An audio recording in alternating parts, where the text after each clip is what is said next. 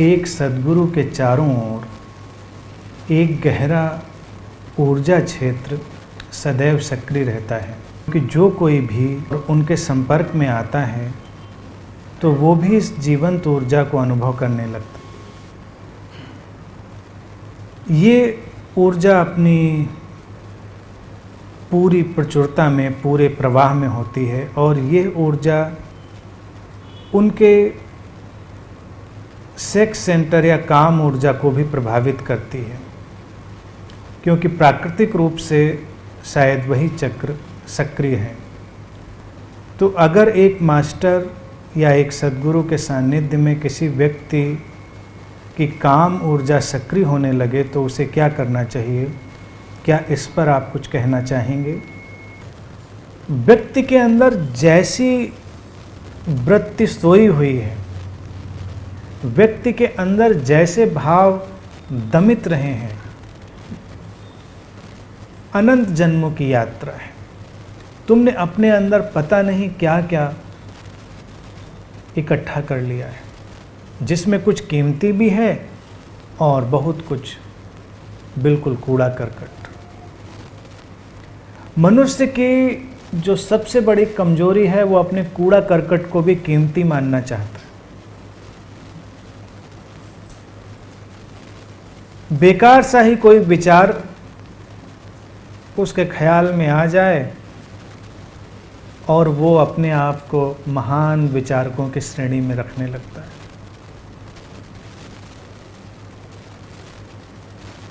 कुछ भी उसके अंदर चल रहा हो, व्यक्ति उसको डिफेंड करता है। एक साधक के लिए सबसे खतरनाक है अपने अंदर चलने वाली किसी भी भावदशा और वृत्ति को डिफेंड करना, उसकी सुरक्षा करना, उसके लिए तर्क खोजना। अगर तुम कोई भी तर्क खोजने लग गए कि ऐसा इसलिए है, बस तुम चूक जाओगे। तुम बस इतना जान सकते हो कि ऐसा है और ऐसा है, उसको देखते देखते तुम उससे मुक्त हो सकते हो।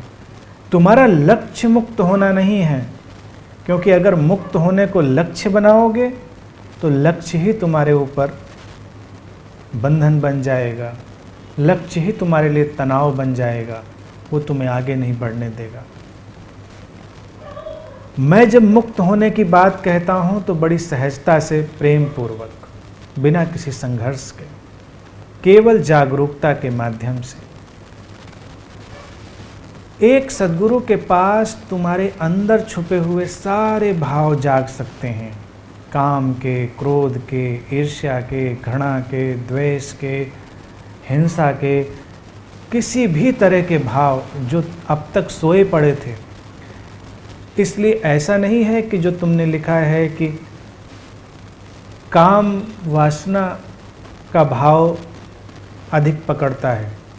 कोई भी भाव, जिस व्यक्ति के जीवन में काम वासना का दमन ज़्यादा रहा होगा उसे वो भाव पकड़ लेगा, जिसके अंदर क्रोध का दमन ज़्यादा रहा होगा उसे क्रोध पकड़ लेगा। अशांति, ईर्ष्या, जितने भी भाव हैं, कोई भी भाव अचानक तुम्हारे ऊपर हावी हो सकते हैं। अब जैसे कि मानवीय प्रवृत्ति है कि जब कोई भाव जागेगा तो तुम उसका कारण जरूर तलाश करोगे। तुम प्रायः उस कारण को अपने से बाहर कहीं खोज लोगे और अपने भाव को उस कारण की खूंटी पर टांग दोगे और वहीं से साधना अपना मार्ग भटक जाती। कारण तुम्हारे भीतर है।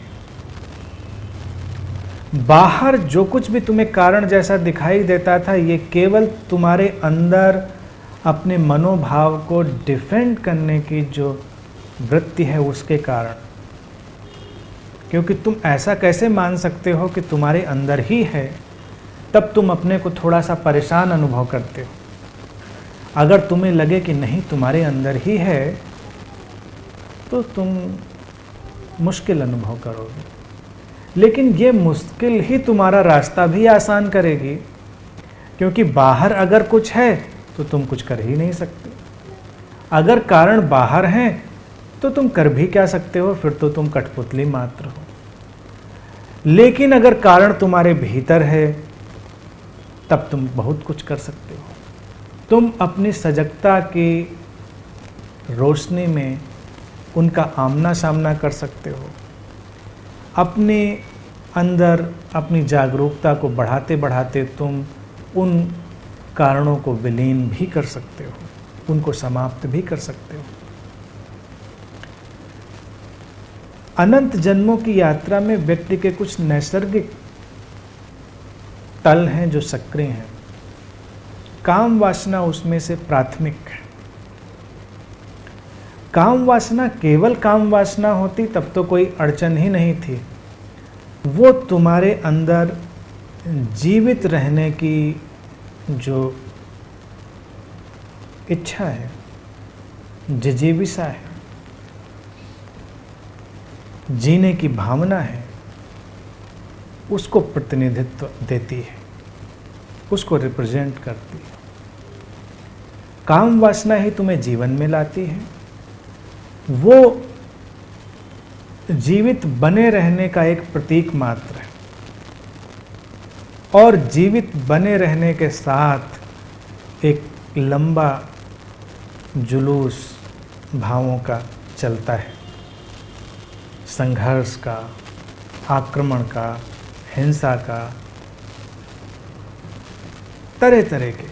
तुमने आदिम काल से लेकर अब तक जीवित बने रहने में बड़े संघर्ष किए हैं, युद्ध किए हैं, हिंसाएं की हैं, आक्रमण किए हैं, पता नहीं तुमने क्या क्या किया है। एक आध्यात्मिक रूप से उन्नत व्यक्ति एक अजीब सी भावदशा में होता है कि वो कभी भी अपने जीवन को छोड़ सकता है। वो जीवन से इतना आसक्त नहीं है। जीवन का ख्याल तो करता है लेकिन जीवन से आसक्त नहीं है। आम व्यक्ति जीवन के प्रति लापरवाह भले दिखता हो लेकिन जीवित बने रहने की चेष्टा में ही वो सारी की सारी बुराइयों को ले आता है। तुम अपने नाम से डरते हो कि तुम्हारा नाम अच्छा बना रहे या कोई तुम्हारा नाम खराब ना कर दे या तुम्हारे नाम पर कोई बात ना आ जाए। ये नाम भी क्या है, तुम्हारे ही मन से उपजाए जीने का ढंग। अक्सर लोग अपने नाम के माध्यम से भी जीना चाहते हैं।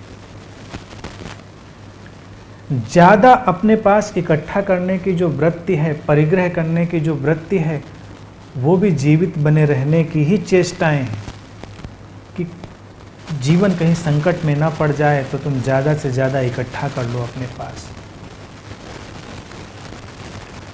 साधक अपरिग्रही होता रहा है। अपरिग्रही अर्थात वो बहुत इकट्ठा नहीं करता, धन का, व्यवस्थाओं का संग्रह करने में रुचि नहीं रखता।